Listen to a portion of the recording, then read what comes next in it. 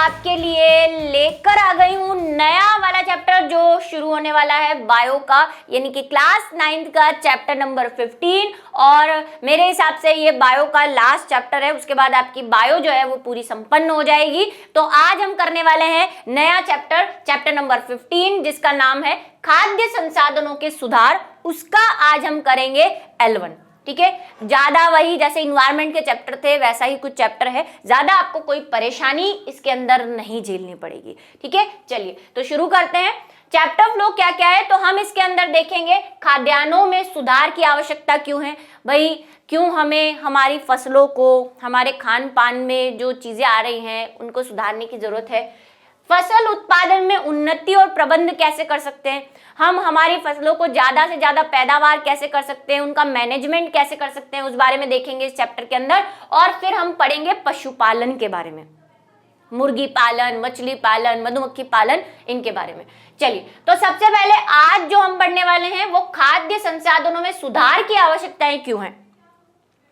इसके बाद हम जो है बाकी की चीजें शुरू करेंगे। तो आज सिर्फ इंट्रोडक्टरी पार्ट रहेगा और फसल उत्पादन में उन्नति और प्रबंध की शुरुआत करेंगे। बाकी हम जैसे जैसे होगा वैसे आगे बढ़ाएंगे इसको। तो चलिए बात करते हैं कि खाद्य संसाधनों में सुधार की आवश्यकता क्यों होती है।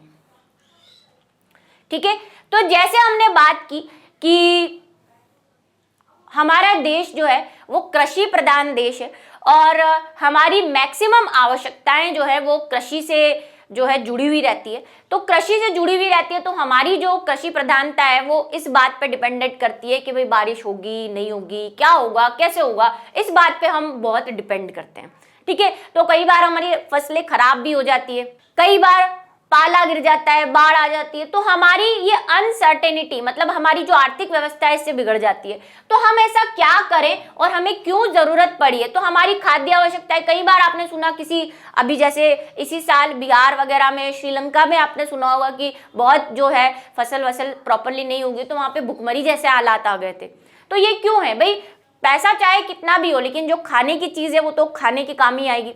तो हमने क्या किया है, हमारी कृषि प्रधान देश को जो कई बार ऐसी सिचुएशन आ जाती है कि हमारा देश जो है वो प्रॉपरली खाना नहीं मिल पा रहा है किसी स्टेट को, है ना, फिर आप मदद करते हैं उनकी। ये भी सुना होगा बाढ़ आ गई, पूरी फसलें बर्बाद हो गई, कुछ है ही नहीं खाने को।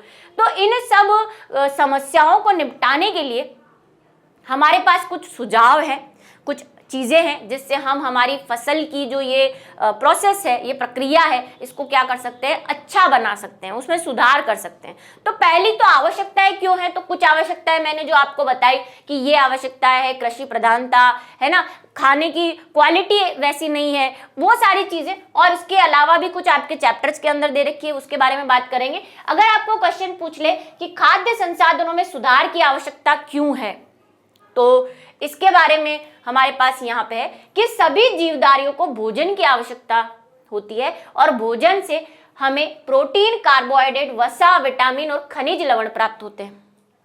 सभी को पता है हम भोजन क्यों खाते हैं, दालें क्यों खा रहे हैं भाई इतनी सारी, ताकि हमें प्रोटीन मिले, है ना, कार्बोहाइड्रेट, भाई जितना भी आटा खा रहे हैं, चावल खा रहे हैं, कार्बोहाइड्रेट मिल रहे हैं, वसा, तेल वाली जितनी भी चीजें हैं, जितने भी प्रकार के तेल आप खाते हैं, विटामिन, फ्रूट और ये सब खाते हैं, खनिज लवण मिलते हैं, उनसे विटामिन मिलते हैं। ये सब हमारी जरूरतें हैं, हमारे शरीर को वृद्धि करने के लिए इनकी जरूरत है।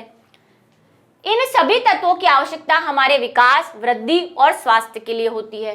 ये नहीं होंगे तो हम वृद्धि नहीं कर पाएंगे। पौधे तथा जंतु दोनों ही हमारे पौधे के मुख्य स्रोत है। अधिकांशतः भोजन पदार्थ हमें कृषि और पशुपालन से प्राप्त होते हैं। ये सब चीजें आती कहाँ से, तो आप बोलेंगे मैम कृषि से और पशुपालन से। भाई कुछ चीजें तो पौधे से मिल रही है, दालें हैं, गेहूं है, चावल है, फ्रूट्स है, ये सब तो कृषि से आ रहा है ना, फसलों से आ रहा है। और बाकी दूध है, अंडे है, जो नॉन वेजिटेरियन है वो जो मीट खाते हैं वो है, घी है, ये सब कहाँ से आ रहा है, तो आप बोलोगे कि पशुओं से आ रहा है। तो इन दोनों की वजह से हमें हमारी खाद्य आवश्यकताएं पूरी हो रही है ना, हमें ये सारी चीजें मिल पा रही है। भारत की जनसंख्या बहुत अधिक है, वही पॉइंट जो मैंने आपको स्टार्टिंग में कहा कि हमारी पॉपुलेशन बहुत ज्यादा है और इस पॉपुलेशन ज्यादा होने से हमारी जो फसलें हैं वो उतनी क्वांटिटी में नहीं बन पा रही है। जैसे कि मैंने कहा वो मौसम पे और इन चीजों पे डिपेंड करती है, कभी नुकसान हो जाता है। तो जिस हिसाब से हमारी संख्या है उस हिसाब से हमें खान पान नहीं मिल पा रहा है। ठीक है, हमारे देश की जनसंख्या 100 करोड़ 1 बिलियन के आसपास है और से अधिक है, तथा इसमें लगातार वृद्धि हो रही है, बढ़ती जा रही है जनसंख्या। हालांकि हम कम कर रहे हैं लेकिन फिर भी बढ़ रही है। इस बढ़ती हुई जनसंख्या के लिए अधिक अन्न उत्पादन की आवश्यकता है। सबसे पहला आवश्यकता तो यही है, सबको खाना मिलना चाहिए। कुछ लोगों के पास तो इतना खाना है कि वो बाहर फेंक रहे हैं और कुछ लोग एक दिन का खाना भी नहीं खा पा रहे, ये अलग चीज है। लेकिन एक जो हम इस चैप्टर में बात करने वाले हैं वो इस बारे में कि भाई उत्पादन ही कम हो रहा है। आपको पता है आजकल सब लोग जो है जॉब करने लग गए हैं ना। आप सबके भी घरों में खेत होंगे। आप सब ये चाहते हैं हम तो डॉक्टर बनेंगे, इंजीनियरिंग बनेंगे, हम भाई पढ़ लिख के यहाँ पे जॉब करेंगे, इस कंपनी में जॉब करेंगे। कोई भी खेती करना नहीं चाहता है। तो हमारे पास खेत है लेकिन उसको जोतने वाला कोई नहीं है, फसल उत्पादन करने वाला कोई नहीं है। तो जब फसल ही उत्पादन नहीं होगा तो भाई एक खेत पूरा प्लेन पड़ा है, वहां पे मान लो 100 क्विंटल गेहूं उगता था, आज कुछ भी नहीं उग रहा है, तो खाद्यान्नों में कमी तो होनी ही है। ठीक है, तो हमारी आवश्यकताएं हैं, उसीलिए हमें क्या करना है भाई, अन्न उत्पादन ज्यादा करना है। यह वृद्धि अधिक भूमि पर कृषि करने से संभव हो सकती है, परंतु भारत में पहले से अत्यधिक स्थान पर खेती हो रही है। अब क्या करें, अगर हमें एक खाद्य बढ़ाना है तो हम कहेंगे भाई ज्यादा से ज्यादा जमीन पे फसलें उगाओ, लेकिन ये तो पॉसिबल नहीं है क्योंकि जनसंख्या बढ़ रही है। तो आपको पता है मकान बन गए, खेत बेच बेच के लोगों ने मकान बना लिए, तो जमीन कम होती जा रही है, लोग बढ़ते जा रहे हैं, तो भाई फसलें भी कम उग रही है। पहले से अत्यधिक स्थान पर मैंने आपसे कहा था भाई 70% हमारा देश जो है वो कृषि प्रधान माना जाता है। ठीक है, पहले से ही ज्यादा हो रही है और अब वो जमीन भी धीरे धीरे कम होती जा रही है, तो लोग बढ़ रहे हैं, खेत कम हो रहे हैं। ठीक है, तो कैसे बढ़ाएं, क्या करें? पहली स्थिति है कि ज्यादा से ज्यादा उगा लो, पर कहां उगाओगे, छत पे थोड़ी उगाओगे। ठीक है, अतः कृषि के लिए और अधिक भूमि की उपलब्धता संभव नहीं है। अब ऐसा तो है नहीं कि आप भूमि बढ़ा दोगे खींच के, कि ये लो खींच के पृथ्वी बढ़ा दी हमने, या राजस्थान से उत्तर प्रदेश चले गए वहां पे खेती करेंगे, है ना, ऐसा पॉसिबल नहीं है। हमें जो है हमारे स्थान पे, हमारी जगह पे करनी है। इसीलिए फसल तथा पशुपालन के उत्पादन की क्षमता को बढ़ाना आवश्यक है। तो हमें कोई और तरीके ढूंढने पड़ेंगे, कि हम कैसे फसल की उत्पादन क्षमता बढ़ाएं, कैसे ज्यादा से ज्यादा फसल उगाए कम जगह पे। तो ये सारे चीजें हमें इस चैप्टर के अंदर पढ़नी है, विधियां पढ़नी है ना, बहुत सारे प्रोसेस हमें पढ़ने हैं, पशुपालन, ये सब हम इस चैप्टर के अंदर देखेंगे क्या तरीके हैं। अभी तक फसल उत्पादन को बढ़ाने के हमारे प्रयास कुछ सीमा तक सफल रहे हैं। कोशिशें हमने की है, कौन कौन सी, जैसे कि आप हरित क्रांति का नाम सुनते हैं, सोशल में भी पढ़े होंगे हरित क्रांति के नाम, है ना, फसल उत्पादन में वृद्धि। श्वेत क्रांति पढ़ी है आपने, दूध उत्पादन में वृद्धि। नीली क्रांति, मछली उत्पादन में कमी, है ना। पीली, सरसों या तेल उत्पादन में कमी। ऐसे अलग अलग क्रांति है। हमने हरित क्रांति द्वारा फसल उत्पादन में वृद्धि की, श्वेत क्रांति द्वारा दूध उत्पादन को बढ़ाया और उसका अच्छा प्रबंधन भी किया, और बाकी एक दो जो मैंने आपको बताई। कोशिशें जारी हैं हमारी, लेकिन अभी तक हम 100% सक्सेसफुल नहीं हुए। हमें और भी कुछ करना है। हालांकि इस चैप्टर के हिसाब से हमें और भी कुछ करना है, लेकिन अब तक हम बहुत कुछ कर चुके हैं। जैसे जैसे आप चैप्टर पढ़ोगे आपको आइडिया होता जाएगा। यह महत्वपूर्ण है कि फसल उत्पादन बढ़ाने के लिए हमारे प्रयास तथा पर्यावरण को संतुलित बनाए रखने वाले कारकों को क्षति न पहुंचाई जाए। सबसे पहला तो पर्यावरण को बचाना है। जब पर्यावरण ही नहीं रहेगा तो खेती कैसे करोगे। इन्वायरमेंट वाला चैप्टर हम पढ़ के आए हैं, है ना। जमीन पे आपके पास 100 एकड़ जमीन है, कचरा भरा पड़ा, उस पर पॉल्यूशन हो रखा है, क्या उस पे गेहूं उगेगा, क्या उसमें चावल उगेगा, नहीं उगेगा। तो पर्यावरण तो बचाना ही है। खेती को अगर बढ़ाना चाहते हो, फसल अगर बढ़ाना चाहते हो, तो पर्यावरण को तो बचाना है साथ साथ। तो वो भी एक महत्वपूर्ण है कि संतुलन बनाए रखना है हमें। केवल फसल उत्पादन बढ़ाने और उन्हें गोदामों में संचित कर लेने से ही कुपोषण और भूख की समस्या खत्म नहीं हो जाती। कुपोषण क्या होता है? कुपोषण होता है आपके शरीर की वृद्धि के लिए अगर कोई पोषक तत्व जरूरी है लेकिन वो आपको नहीं मिल पा रहा है, तो उसको हम बोलते हैं कुपोषण। पोषण चाहिए आपको, लेकिन आप उससे रहित हो, कुपोषण आपको मिल नहीं पा रहा है, जैसे आपके शरीर को प्रॉपरली प्रोटीन नहीं मिल पा रहा है तो आप कुपोषित हो, आपको डिजीज हो जाएगी प्रोटीन की कमी वाली, जैसे मैरिस्मस, है ना, क्वाशियोस्कोर, कभी सुना हो आपने इन बीमारी के बारे में, है ना, देखा वो बच्चे आपने कभी सड़कों पे ऐसे हड्डियां निकली होती है, बिल्कुल पतला सा शरीर, क्योंकि उनको प्रॉपरली खाना वाना नहीं मिलता, कुपोषित बच्चे होते हैं वो। लोगों को अनाज खरीदने के लिए धन की आवश्यकता भी होती है। अब ठीक है, हमने उगा भी लिया अनाज, लेकिन उसको खरीदने के लिए लोगों के पास पैसा भी होना चाहिए। इसीलिए कृषि क्षेत्र में लोगों की आय भी बढ़नी चाहिए, है ना। अब जैसे किसान है, किसान दुनिया भर को फसल उगा रहे हैं, खाना दे रहे हैं, लेकिन आपने सुना होगा न्यूज में कभी कभी कि भाई गेहूं का इस भाव से सरकार ने तय किया है ना, सरसों को इस भाव से तय किया है, कपास को इस भाव से तय किया है। तो हमें उन किसानों को भी अच्छा प्राइस देना चाहिए, उनका भी जीवन है भाई, वो सिर्फ फसल ही थोड़ी ना उगा रहे, उनकी भी और भी आवश्यकता है। उनके खेत में सिर्फ गेहूं उग रहा है, बाकी चावल, गन्ना, शक्कर, ये सब तो बाहर से खरीदना पड़ेगा ना, सब थोड़ी ना उगा रहे हैं वो। तो आप जो किसान हैं वो जो कुछ भी उगा रहे हैं उनको उनकी फसल की अच्छी कीमत दो, और ये कीमत कौन तय करता है? ये हमारी गवर्नमेंट तय करती है कि किसको कितना भाव मिलेगा, ठीक है। तो आय भी बढ़ानी चाहिए जिससे कि भूख की समस्या का समाधान हो सके, किसानों की भी और दूसरों की भी। पर यहाँ हम क्योंकि फसलों के बारे में ही बात कर रहे हैं तो हम यहाँ पे किसानों की बात करेंगे। समपोषणीय जीवन यापन के लिए मिश्रित खेती करनी चाहिए। अगर आप चाहते हैं कि आप जो है साल भर आपकी इनकम होती रहे तो आप मिश्रित खेती करो। मिश्रित खेती क्या है कि यही नहीं कि भाई देखो गेहूं उगा रहे हैं हम, तो अब साल भर तो गेहूं उगता नहीं है, गेहूं का एक सीजन होता है, गेहूं उस सीजन में उगा फिर नेक्स्ट सीजन उगेगा। आप गोभी उगा रहे हो, इस सीजन उगी फिर नेक्स्ट सीजन उगेगी। तो आप क्या करो, बीच में जो समय बचता है उसमें भी कुछ बो दो, जो वहां की फसलें हैं, है ना, जो उस समय उगती है, जैसे खरीफ की फसल, रबी की फसल, अभी पढ़ेंगे हम इसके बारे में, तो हम वो उगा सकते हैं। साथ साथ मान लो गेहूं उग रहा है, गेहूं के पास थोड़ा सा कोई एरिया बचा है तो वहां पे धनिया वनिया उगा लिया, टमाटर वमाटर उगा लिए, ऐसे मिश्रित खेती करने के लिए बोल रहे हैं। अंतरा फसलीकरण, अंतरा फसलीकरण का मतलब वही दो फसलों के बीच, अंतरा का मतलब जैसे एक फसल गेहूं बोई आपने, एक फसल मटर बो दी, बीच में जो समय बचा है उसमें भी कोई छोटी मोटी फसलें जैसे तरबूज वगैरह है, इनका एक बीच का सीजन होता है ना। एक रबी की फसल होती है, एक खरीफ की फसल होती है और एक जिया की फसल होती है जो दोनों मौसम के बीच में कहीं उगती है, तरबूज वगैरह जिनको हम कहते हैं, धनिया वगैरह है। ऐसे संगठित कृषि प्रणाली अपनानी चाहिए। उदाहरण के लिए भाई कुछ नहीं तो पशुपालन कर लो, गाय वाय पाल लो, है ना, मुर्गे पाल लो खेत में, और मत्स्य पालन भी कर सकते हो अगर आपके आसपास नदी वगैरह तालाब वगैरह है, मधुमक्खी पालन कर सकते हो। ये हम साइड में क्या कर सकते हैं, कृषि के साथ कर सकते हैं। अब है फसल उत्पादन में उन्नति। आवश्यकताएं तो देख ली हमने कि इन सब आवश्यकताओं की वजह से हमें क्या करना पड़ेगा, फसल में सुधार करना पड़ेगा। अगर देश में हम चाहते हैं कि सभी को खाना मिले, सभी कुपोषित नहीं हो, तो हमें फसल में सुधार करना पड़ेगा, जिसके रीजंस हमने अभी पढ़े। विभिन्न फसलों के लिए विभिन्न जलवायु संबंधी परिस्थिति, तापमान और दीप्तिकालिका की आवश्यकता होती है, जिससे कि उनकी समुचित वृद्धि हो सके और वे अपना जीवन चक्र पूरा कर सके।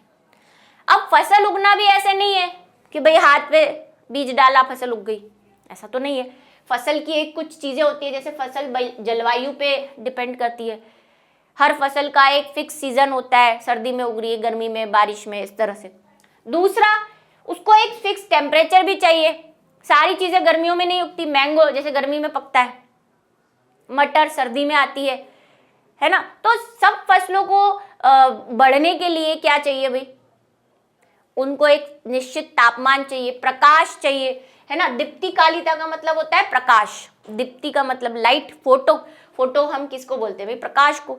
फोटो पीरियोडिसिटी चाहिए। एक फसल को बढ़ने के लिए, पुष्प बनाने के लिए, जनन करने के लिए एक तो क्या चाहिए, एक तो टेम्परेचर चाहिए, मेनली तापमान। दूसरा उसको चाहिए लाइट, क्योंकि फोटोसिंथेसिस करना है, उसको प्रकाश संश्लेषण करना है। लेकिन ऐसा नहीं है कि उसको आप दिन में 1 घंटा लाइट दे दोगे तो उसका प्रकाश संश्लेषण हो जाएगा। हर पौधे की प्रकाश की आवश्यकताएं भी अलग अलग होती है। कुछ पौधे ऐसे होते हैं जो ज्यादा प्रकाश उनको पूरे दिन मिलता है, तब जाके उनका जो है प्रकाश संश्लेषण पूरा होता है, उनकी आवश्यकताएं पूरी होती है। जैसे गर्मियों में उगने वाले पौधे हैं, जो गर्मियों में दिन लंबे होते हैं, प्रकाश ज्यादा रहता है, तो गर्मी के सीजन में क्यों उगती है वो फसलें? क्योंकि उनको ज्यादा लाइट चाहिए, ज्यादा तापमान चाहिए। दूसरी होती है कम तापमान वाली। अच्छा, ये तापमान और लाइट का जो है मेल, ये लाइट का जो मैंने कहा समयावधि है, उसी को हम दीप्तिकालिता कहते हैं भाई। दीप्तिकाल मतलब प्रकाश का जितना काल उसको चाहिए, जितना समय उसको चाहिए। जैसे गर्मी वालों को ज्यादा चाहिए। सर्दी वाले में आपको पता है दिन छोटा होता है, सूरज जल्दी डूब जाता है, तो सर्दी में जो उगने वाली फसलें हैं उनकी दीप्तिकालिता कम होती है, वो कम लाइट में ही अपना जीवन यापन कर सकती है, पुष्प पैदा कर सकती है। इसीलिए आपने देखा होगा सारे पुष्प, सारी फसलें सीजनल होती है। तापमान और लाइट दोनों की आवश्यकता होती है, जिससे कि उसकी समुचित वृद्धि हो सके और वे अपना जीवन चक्र पूरा कर सके। दीप्ति काल सूर्य प्रकाश के काल से संबंधित होता है। अभी जस्ट बताया मैंने, फोटो पीरियोडिसिटी मतलब कि सूर्य का प्रकाश कितना मिल रहा है उसको से संबंधित होता है। पौधों में पुष्पन तथा वृद्धि सूर्य प्रकाश पर निर्भर करती है। क्यों? क्योंकि प्रकाश संश्लेषण तभी होगा, प्रकाश संश्लेषण प्लस पुष्पन यानी कि फ्लावरिंग, फूल खिलने की प्रक्रिया। आपको पता है सारे फूल सब सीजन में नहीं खिलते। एक तो सदाबहार होता है जो हमेशा फूल खिलते रहते हैं, कुछ सीजनल होते हैं तभी फूल खिलते हैं और फूल के बाद ही फल बनेगा। कुछ ऐसी फसलें जिन्हें हम वर्षा ऋतु में उगाते हैं खरीफ फसल कहलाती है, जो जून से आरंभ होकर अक्टूबर मास तक चलती है। ठीक है, अब फसल क्या हो गई भाई? दो प्रकार की है। पहली कौन सी है? खरीफ की फसल। पहली फसल कौन सी है? खरीफ की फसल, जो जून से आरंभ होकर अक्टूबर मास तक चलती है। ठीक है, वर्षा ऋतु में जून में थोड़ी थोड़ी गर्मी कम होना बंद हो जाती है और अक्टूबर तक जो है बारिश जैसा मौसम बना रहता है, टेम्परेचर थोड़ा कम रहता है, उसको बोलते हैं खरीफ की फसलें। दूसरी क्या होती है भाई? कुछ फसलें शीत ऋतु में, सर्दियों में उगती हैं, इन्हें हम क्या कहते हैं? ये नवंबर से अप्रैल के बीच में, जो अभी आपका जो है नवंबर तो चला गया है वैसे, लेकिन समय जो है ठंडा वाला जो होता है तब नवंबर से शुरू हुई है। अभी देखो सर्दियों में उगने वाली जो फसलें हैं वो उग रही होंगी। अब इन फसलों को क्या कहते हैं? रबी की फसल कहते हैं। तो दूसरे नंबर की फसल कौन सी हो गई भाई? रबी की फसल। उदाहरण देख लो इनके, जैसे धान, सोया, अरहर, मक्का, उड़द, खरीफ, ये सारी फसलें जो है ये क्या है? खरीफ की फसलें हैं। जबकि गेहूं, चना, मटर, सरसों, अलसी, ये सब क्या है? रबी की फसलें। तो आप इनके उदाहरण लिख सकते हैं साथ में, ये रबी वाले उदाहरण यहां लिख दो और खरीफ के उदाहरण यहां लिख दो।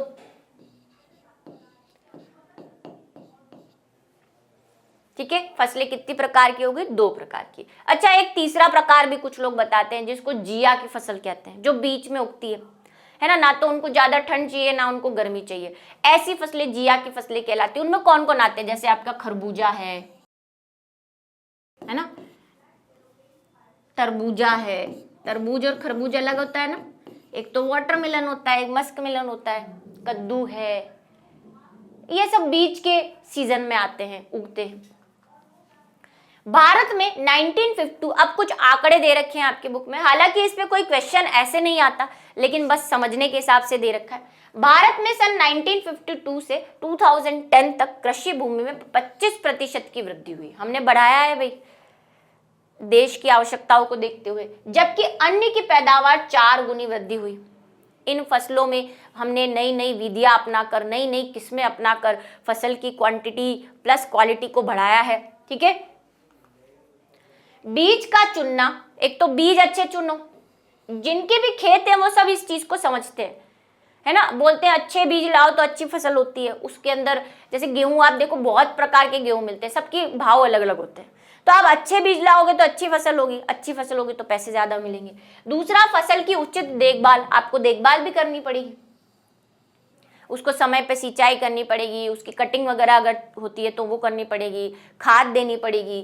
तीसरा, खेतों में उगी फसल की सुरक्षा, ऐसा नहीं है उसको गाय कोई आया झुंड पूरा खेत खा गया, कोई टिड्डों का झुंड आ गया, टिड्डों का भी आतंक होता है ना, ग्रास ऊपर है ना, लोकस्ट ऐसे करोड़ों एक साथ आते हैं, पूरे खेत के खेत बर्बाद। लास्ट ईयर ऐसा बहुत हुआ था, पूरे खेत के खेत खा जाते थे लोग, वो फिर उसको देखते तो फटाके वटाके फोड़ते थे भगाने के लिए उनको, है ना। टिड्डे जो होते हैं आपके ग्रास ऊपर वो पूरे के पूरे खेत खा जाते हैं।